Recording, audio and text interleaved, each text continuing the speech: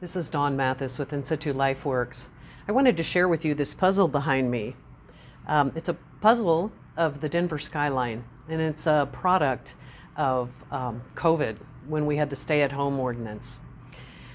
And this amazing puzzle has 16,000 pieces, and it's about 22 feet wide and about 4.5 feet tall, 4.5 feet tall. And I asked the man who assembled it, how long did this take you? And the answer, 150 hours. Wow, that's pretty darn good.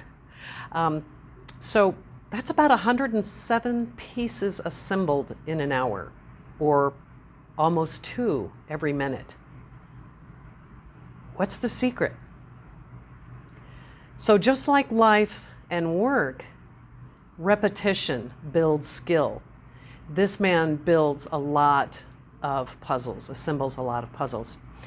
Then there's having a system, sorting the borders to set the guidelines and parameters, and then filling that in. Sorting the pieces by color, and also having the end result in mind, knowing where you want to go. The most important is the end result. The rest falls into place as you go. Have a wonderful day.